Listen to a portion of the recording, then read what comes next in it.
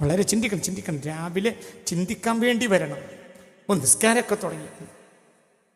നിസ്കാരമൊക്കെ ഉഷാറാണ്. നിസ്കാരം പള്ളി കമ്മിറ്റിയാണ്, മൂല്യരാണ്, മൗലിയാണ്, മഞ്ഞ നാശാവില്ല. ആരെ പറഞ്ഞു? ആകാശം മുഴുവൻ സുജൂദ് കൊണ്ട് നിറച്ചവൻ നാശായി എന്നുള്ളതാണ് ആദ്യത്തെ കഥ. എന്താ പറഞ്ഞ്? എന്തോ പറഞ്ഞോയോ? എന്ത് പറഞ്ഞു? എന്താ പറഞ്ഞു? എന്താ ഇടക്ക് പറഞ്ഞു? എന്താ പറഞ്ഞു? നിസ്കരിക്കുന്നവരൊക്കെ വിചാരിക്കണത് എൻ്റെ മേലെ ഇനി ഒരിക്കലും ഇബ്ലീസ്, നിന്റെ മേലടാ ഇബ്ലീസ് കയറുക. ചിലപ്പോൾ ഇബ്ലീസ് കയറിയതുകൊണ്ടായിരിക്കും നിസ്കരിക്കണത്. പക്ഷെ നിസ്കരിക്കാൻ കാരണം ഇബ്ലീസ് ആയിരിക്കും. അങ്ങനെയും ഉണ്ടാവും.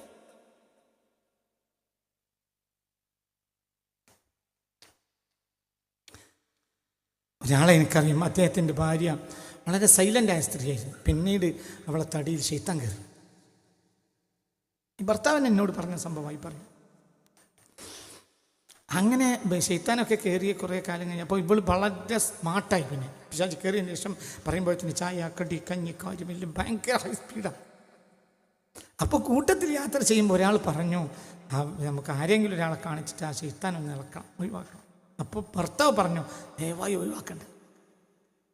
കാരണം ഇവൾക്ക് ഈ സ്മാർട്ട്നെസ് മുഴുവൻ കിട്ടിയത് ശൈത്താൻ അങ്ങനെ പോയി കഴിഞ്ഞാൽ പിന്നെ എൻ്റെ സമയത്തിന് എൻ്റെ കാര്യങ്ങൾ നടക്കൂല. അപ്പം ശൈത്താൻ നടന്നോട്ടെ. മനസ്സിലായി പറഞ്ഞത്? ഇത് ഞാൻ വെറുതെ പറഞ്ഞില്ല, എൻ്റെ ചെവി കൊണ്ട് കേട്ടതാ ഭർത്താവ് പറയുന്നത്. നീ ചെവി കേട്ടത് 5-8 കൊല്ലം മുമ്പാണ് സംഭവം.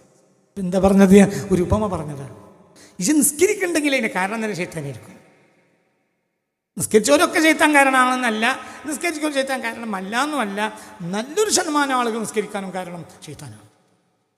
എന്തുകൊണ്ട്? ശുദ്ധമായ ഈമാൻ ഉണ്ടാവില്ല. ഈ നിസ്കാരം അവരെ വഞ്ചിക്കും. ഈ നിസ്കാരം കൊണ്ട് അവരെന്ത് മനസ്സിലാക്കും? ഞങ്ങളൊക്കെ ആരാണ്? മുഅ്മിനീങ്ങളാണ്. മനസ്സിലായ? ഞങ്ങളൊക്കെ മുഅ്മിനീങ്ങളാന്ന് വിചാരിക്കും. അതെന്നെ ഇബ്ലീസിന് വേണ്ടു. ഞാൻ ആശയല്ലോ വിചാരിക്കും. ജനങ്ങളിൽ എന്നെ കണ്ട് പഠിക്കുന്നും പറയും. ഇവൻ ആരായിരിക്കും? പിശാചിന്റെ ഉഗ്രമൂർത്തി. അതൊന്നും ഒരു മാനദണ്ഡമല്ല. നിസ്കരിക്കണ മാനദണ്ഡമല്ല, നോമ്പ് വിൽക്കണ മാനദണ്ഡ. നോമ്പ് വിൽക്കാതിരിക്കുന്നത് ഒരാൾ ഫർള് മാത്രമേ നോക്കുന്നുള്ളൂ. അത് മോശമാണെന്നൊരു മാനദണ്ഡം ഒരിക്കലും അല്ല. ചിലപ്പോൾ അവനായിരിക്കും നല്ല മനുഷ്യൻ. അവനക്ക് ഇപ്പോൾ ഒന്നും ഉണ്ടാവില്ല. ചിലപ്പോൾ സുന്നത്ത് നിസ്കാരം ഒഴിവാക്കാൻ വേണ്ടി പറഞ്ഞതുമല്ല. ഇതൊന്നും മാനദണ്ഡം അള്ളാഹുവിൻ്റെ മുഖറബാകല. അള്ളാഹുവിൻ്റെ മുഖറബാകൽ ഇവിടെ കൊണ്ടാണ്.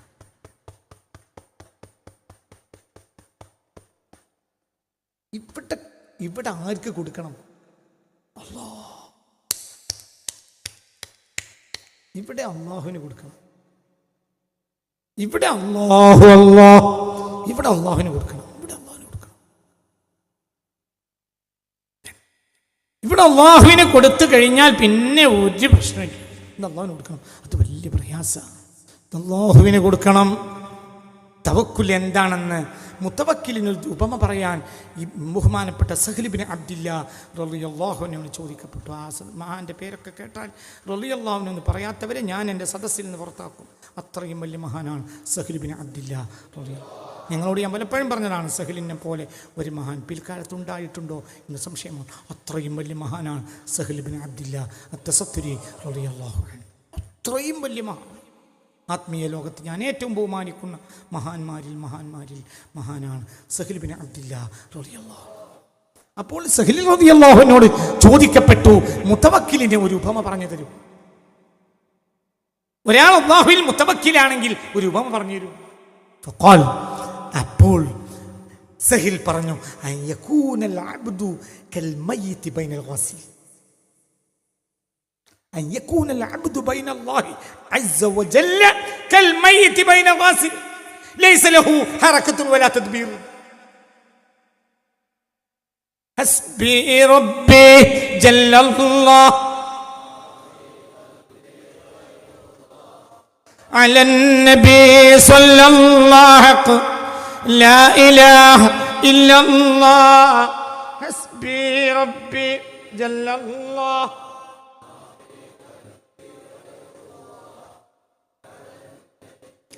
അങ്ങനെ ഉണങ്ങിയ ബെയ്ത്തൊന്നും പറ്റൂല, ഉണങ്ങിയത് പറ്റൂല. കൽബ് അങ്ങോട്ട് തുറക്ക്, കൽബിന്റെ വാതിൽ തുറക്ക്. അല്ലാഹ് അല്ലാഹ് അല്ലാഹു അല്ലാഹ് അല്ലാഹ് അല്ലാഹു അല്ലാഹ് അല്ലാഹ് അല്ലാഹു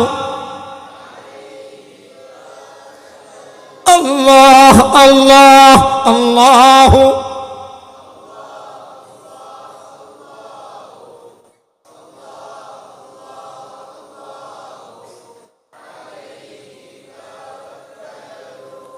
ولا يؤمن مكر الله إلا القوم الخاسرون.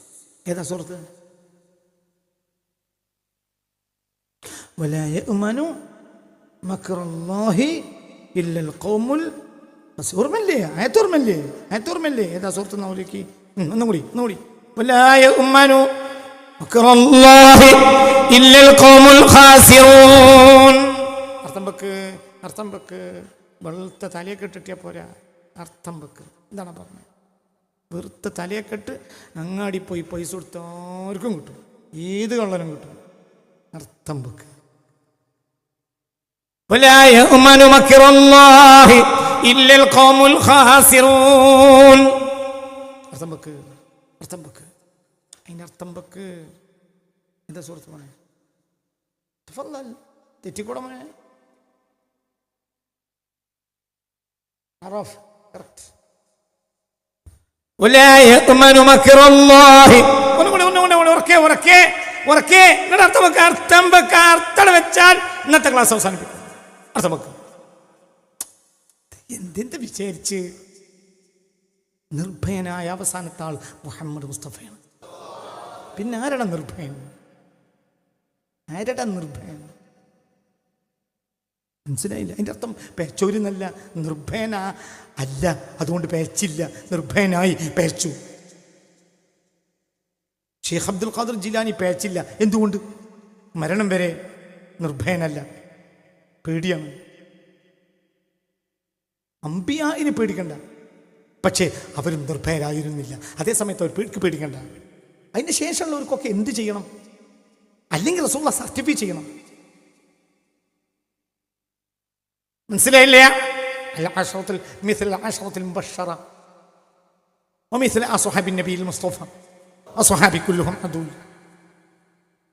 മനസ്സിലായില്ലേ? ഷെയ്ഖ് അബ്ദുൽ ഖാദിർ ജിലാനി വലിയ മഹാനല്ലേ? ആണ്. എന്തുകൊണ്ട് മഹാനാണ്? മരണം വരെ നിർഭയനല്ല. ഷെയ്ഖ് റിഫായി വലിയ മഹാനാണ്. എന്തുകൊണ്ട്? മരണം വരെ നിർഭയനല്ല, പേടിയാണ്. പറഞ്ഞ മനസ്സിലായി? ഷെയ്ഖ് അബുൽ ഹസൻ ഷാദുലി മഹാനാണ്. എന്തുകൊണ്ട്? മരണം വരെ നിർഭയനല്ല.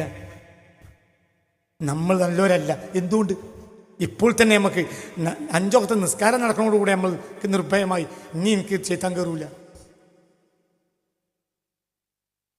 പ്രശ്നം ഇവിടെ ആ പ്രശ്നം കണ്ടുപിടിക്കുക. നമ്മക്കേമ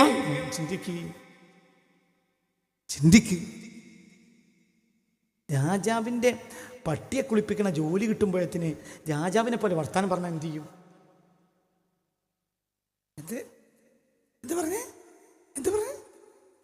രാജാവിൻ്റെ പട്ടിയെ കുളിപ്പിക്കുന്ന പണി ഒരാൾക്ക് കിട്ടിയപ്പോഴത്തിന് പിന്നെ അവൻ ഗേറ്റിൻ്റെ അടുത്ത് വരുന്നവനോട് വർത്താനം പറഞ്ഞ രാജാവിനെ പോലെയാണ്. ഒന്ന് കാണാൻ പറ്റൂല, പുറത്തു പോ. നാളെ ഇതേ പട്ടിനെ പോലെ വരും. മോനെ പുറത്താക്കുന്നു. വൈകുന്നേരം ആവണം, രാജാവ് പുറത്താക്കും. പിന്നെ ഓൻ പട്ടിനെ പോലെ വരും. പറഞ്ഞത് മനസ്സിലായോ? രാജാവ് പോലും പട്ടിയാണടാ, പിന്നെ രാജാവിൻ്റെ പട്ടിനെ കുളിപ്പിക്കണം. എങ്ങനെ പട്ടിയാകാതിരിക്കണം? രാജാവ് വരെ 4 ആളെ സിന്ദാബാദ് വിളിച്ചാൽ പട്ടി. ലോകം കണ്ട സുശക്ത സാമ്രാജ്യങ്ങളിൽ ഒന്നാണ് ഏത്? ലോകം കണ്ട സുശക്ത സാമ്രാജ്യങ്ങളിൽ ഒന്നാണ് ഫ്രഞ്ച് എംപയർ. AD 18-ാം നൂറ്റാണ്ടിൻ്റെ അവസാന ഭാഗത്തും ഫ്രഞ്ച് വിപ്ലവം ഉണ്ടായി. റവല്യൂഷൻ ഓഫ് ഫ്രഞ്ച് വിപ്ലവം ഉണ്ടായി. ഫ്രഞ്ച് വിപ്ലവം ഉണ്ടായപ്പോൾ ലൂയിസ് 14 എന്തിനാണ് ജനങ്ങൾ ഈ ബഹളം വെക്കുന്നതെന്ന് മനസ്സിലായില്ല. കൊട്ടാൻ തെരുവിൽ നിറയാം. അപ്പോൾ പ്രധാനമന്ത്രിയോട് ചോദിച്ചു, എന്തിനാ ജനങ്ങൾ ബഹളം വെക്കുന്നത്? അപ്പോൾ പ്രധാനമന്ത്രി പറഞ്ഞു, അവരൊന്നും കഴിച്ചിട്ടില്ല എന്നാ പറയുന്നത്. അപ്പോൾ ലൂയിസ് 14 പറഞ്ഞു, കഴിച്ചിട്ടില്ലാത്തതിന് ബഹളം വെക്കുന്ന എന്തിനാണ്? കേക്ക് എവിടെന്നെങ്കിലും കിട്ടും നോക്കിയാൽ പോരെ.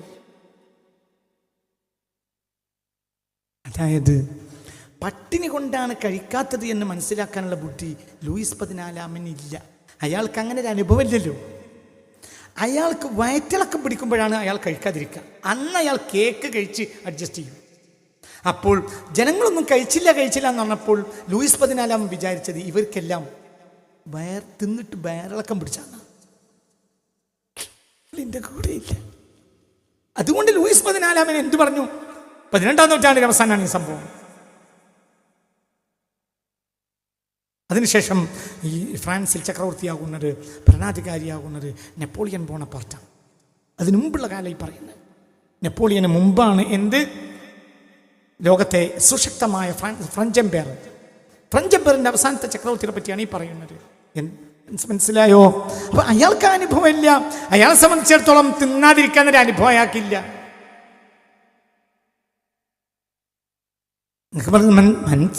മനുഷ്യൻ അവൻ അറിയുന്നതിൻ്റെ സ്വീകരിക്കുള്ളൂ, അവൻ അറിയാത്തതിൻ്റെ ശത്രു ആയിരിക്കും.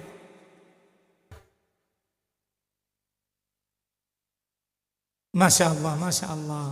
വെയിച്ചോൻ അറിയോ? വെയിച്ചോൻ്റെ പൈപ്പ് കലന്ത മാഷാ അല്ലാ. കറക്റ്റ്. അപ്പം പറഞ്ഞ് മനസ്സിലായില്ലേ? അല്ലാഹു അവൻ്റെ മുത്തഖീങ്ങളിൽ നമ്മളെ ഉൾപ്പെടുത്തട്ടെ. എന്ത് പറയാനാ ഇത് പറഞ്ഞു? എന്ത് പറഞ്ഞു? ലാസ്റ്റ് എന്ത് പറയാനത് പറഞ്ഞു? ഫ്രഞ്ച് രാജാവ് ഉദാഹരണം പറഞ്ഞതാണ്. അതായത് രാജാവിനെ പോലെ സംസാരിക്കും. രാജാവ് പട്ടിയായടോ, രാജാവും പട്ടിയാവും എന്നതിന് ഉപമ പറഞ്ഞു. പിന്നീട് രാജാവ് പട്ടിയാകായത്.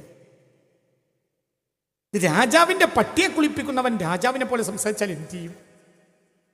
4 വക്ത് 5 വക്ത് മര്യാദയ്ക്ക് നിസ്കരിക്കുമ്പോഴത്തേന് മുഹദ്ദീൻ ശൈഖിനെ പോലെ നമ്മൾ വർത്താനം പറയണം. മുഹദ്ദീൻ ശൈഖ് റളിയല്ലാഹു മരണം വരെ നിർഭയത്തല്ല. നമുക്ക് 5 വക്ത് നിസ്കരിച്ചപ്പോഴത്തേന് നിർഭയറ്റം പറഞ്ഞു, ഞാൻ പടച്ചോൻ്റെ ഓഫീസറാണ്, ഇനി പടച്ചോന് വരെ ഞാൻ എഴുതി കൊടുക്കണം എന്നാണ് പല ആളുകളുടെയും സംസാരത്തിൽ നിന്ന് മനസ്സിലാവുക. ഇന്നത്തെ ചില പ്രസംഗങ്ങളൊക്കെ കേട്ടാൽ നമുക്ക് തോന്നുക ഇവരൊക്കെ എഴുതി കൊടുക്കുന്നത് വായിക്കുന്ന പണിയാണ് പടച്ചോനെന്നാണ്. ഇങ്ങനെ തോന്നുക, പുറത്ത് പറയരുത്, അങ്ങനെയാണ് തോന്നുന്നത്. ചില പ്രഭാഷണങ്ങളൊക്കെ കേട്ടാൽ തോന്നിപ്പോകും ഇവരെഴുതി കൊടുക്കുന്നത് വായിക്കുന്ന പണി മാത്രമേ പടച്ചോനുള്ളൂ. അങ്ങനെ ഇവർക്ക് പറയാൻ കഴിഞ്ഞത് തന്നെ ലിസ്റ്റിൽ നിന്ന് വെട്ടിപ്പോയതുകൊണ്ട്. ലിസ്റ്റിലുണ്ടെങ്കിൽ പേടിണ്ടോ? പേടില്ലാതിരിക്കൽ ലിസ്റ്റിൽ നിന്ന് പോകുമ്പോളാ. മനസ്സിലായില്ലേ? പട്ടിണിക്കാലത്ത് പ്രസവിച്ച് കിടക്കുന്ന ഭാര്യ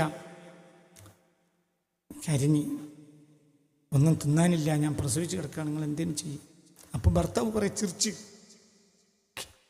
ഇതിൻ്റെ ഉപ്പനോട് പറഞ്ഞ കഥയാ, ആളെ പേരും പറഞ്ഞിട്ടുണ്ട്, അതൊന്നും പറയാൻ പാടില്ലാത്തതുകൊണ്ടാണ്. ഭാര്യ ഇത് പറഞ്ഞപ്പോൾ ഓൻ കുറേ ചിരിച്ച്. എന്ത്? ഓനെ സംബന്ധിച്ചിടത്തോളം ഇനി ചിരിയെ നിർവാഹമുള്ളൂ. കാരണം അവൻ്റെ കയ്യിൽ കൊടുക്കാൻ ഒന്നുമില്ല.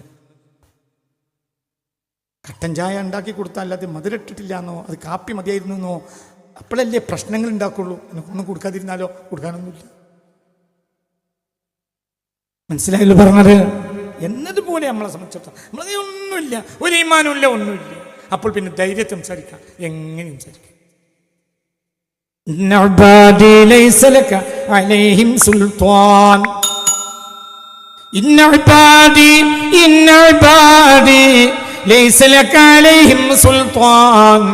വഖഫാ ബിറബ്ബിക വകീലാ.